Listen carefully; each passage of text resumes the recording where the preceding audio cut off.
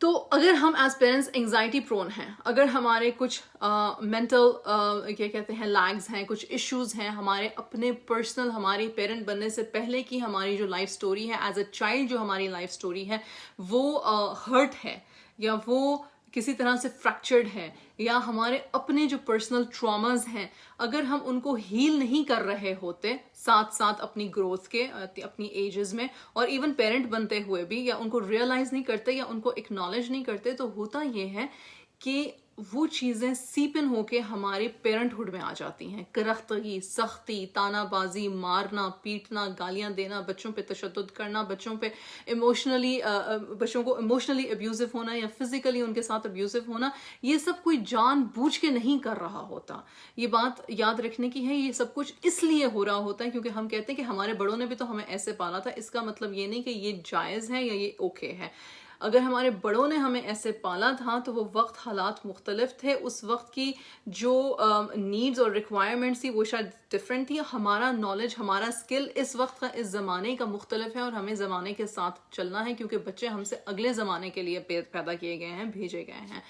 تو اگر ہم، اور سائنس، ریسرچ اور سننا، چلو اگر آپ سائنس ریسرچ سے پہلے سننا کی ہمیشہ بات کر لو تو مجھے بہت بہتر لگتا ہے، کیونکہ اس میں ذرا خدا خوفی کا عمل دخل آ جاتا ہے اور انسان کا دل ویسے ہی نرم ہو جاتا ہے کہ رسول صلی اللہ علیہ وسلم نے تو کبھی نہیں کہا کہ بچوں کو چابک سے مارو یا بچوں کو ایسے مارو یا ویسے مارو. یہ ضرور کہا کہ 10 سال کی عمر کے بعد نماز نہ پڑھیں تو انہیں پہلے بولو، نرمی سے بولو، پھر سختی سے بولو، پھر اگر ہاتھ اٹھانا پڑے تو اٹھاؤ، لیکن that was the last resort. ہمارا مسئلہ یہ ہے کہ ایز پیرنٹس جب ہم انٹرنلی انگزائٹی پرون اور فریکچرڈ ہوتے ہیں یا ٹراما بیسڈ انسان ہوتے ہیں اور وہ ٹراما ہمارا ہیل نہیں ہوا ہوتا، تو ہم پہلے زور زبردستی، جبر اور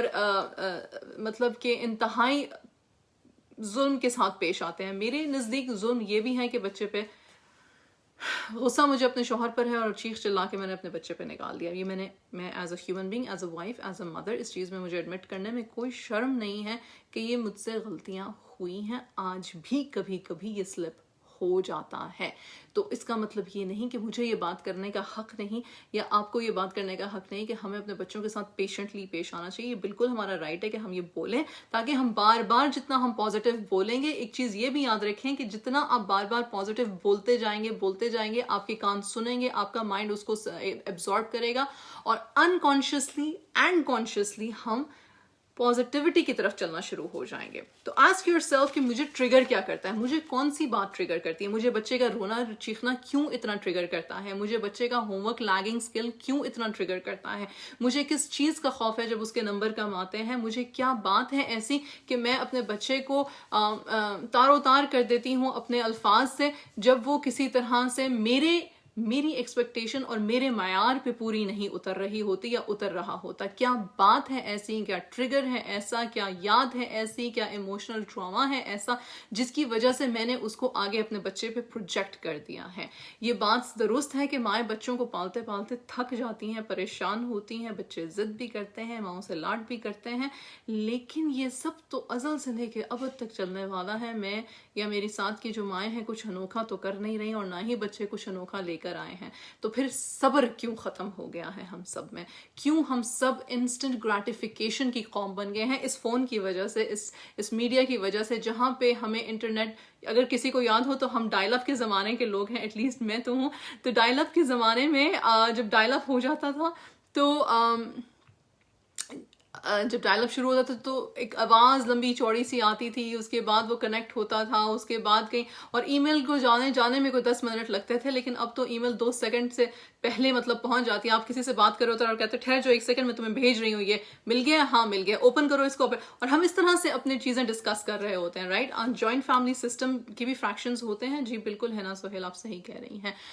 تو پر بات یہ ہے کہ ہم کسی اور پہ ڈالنے سے پہلے اگر اپنے اوپر سے یہ ذمہ داری اٹھانی شروع کریں کہ ہمارا مسئلہ کیا ہے، اور اگر کسی اور کی بات ہمیں بری لگ رہی ہے تو as a human being, as a Muslim, ہماری پہلی ذمہ داری ہے کہ پھر اس کا مطلب یہ نہیں کہ پھر ہمیں کسی کی بات بری لگی اور ہم نے وہ جو سارا ایموشن تھا وہ پھر ہم نے اپنے بچے پہ، کیونکہ وہ کمزور ہے تو اس پہ تھوپ دیا، اس کو برا بھلا کہہ دیا، یا اس کی کسی بھی چھوٹی موٹی سی حرکت پہ اسے ضرورت سے زیادہ جھڑک دیا. unable to express emotion emotion, we tend to store it in the body. جب ہم سمجھتے ہیں کہ ہم کمیونیکیٹ نہیں کر پا رہے تو، اور یہ اس میں کمیونیکیشن پہ کافی باتیں کر چکی ہوئی ہوں، لیکن ایک پھر یاد دہانے کے لیے کرتی ہوں کہ جب تک ہم بولیں گے نہیں اور بولنے کا طریقہ سیکھیں گے نہیں اور بولنے کے طریقے، وقت، اوقات اور اللہ سبحانہ وتعالیٰ سے مدد کے ساتھ ہم ہمت کر کے بولیں گے نہیں نا جو ہم اپنی بات بتانا چاہتے ہیں ایک پراپر میتھڈالوجی کے ساتھ، تو ہم ہمیشہ اسی ٹینشن میں رہیں گے کہ میری بات کوئی سنتا نہیں. جبکہ اگر آپ غور کریں تو ہم نے بات وہ کبھی کہی ہی نہیں ہوتی کہ کوئی دوسرا سنے. اور الہام تو کسی کو ہو بھی نہیں سکتا،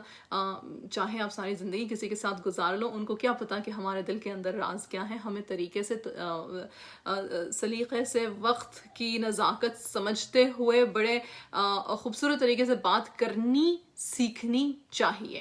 تو چلیں، اگر ہم نے بات نہیں کی یا ہم بات نہیں کر پا رہے یا ہمیں لگتا ہے کہ ہمارے بات کرنے سے شاید کچھ اور بگڑ جائے گا، لیکن جو اس وقت موجودہ حال میں بچوں کی نشو و نما بگڑ رہا ہے وہ زیادہ اہم ہے. دیکھیں، پرائیورٹائز کر لیں کہ کسی کی ایگو، میری ایگو یا میرے بچے کا پورا ایموشنل ڈیولپمنٹ، کون سی چیز ان تینوں میں سے سب سے زیادہ ضروری ہے. تو میں سمجھتی ہوں کہ بچے کی ایموشنل ڈیولپمنٹ جو ہے وہ بہت زیادہ ضروری ہے، میری اپنی ایگو سے یا میرے اسپاؤس کی ایگو سے یا میرے کسی ارد گرد والے کی ایگو سے. ٹھیک ہے، تو جب وہ ٹینشن اور ہماری باڈی کے اندر رہتی ہے، جب ہم بات نہیں کر پا رہے ہوتے یا کسی بڑے سے ہم کنفرنٹیشن نہیں کرنا چاہ رہے ہوتے، تو وہ کیا ہوتا ہے کہ وہ ایک پینفل سی فیلنگ ہو جاتی ہے اور وہ ایک ہیلپ لیسنس سی سچویشن ہو جاتی ہے. اور ہمارے بچے بھی جب ضد کرتے ہیں، اسپیشلی چھوٹے بچے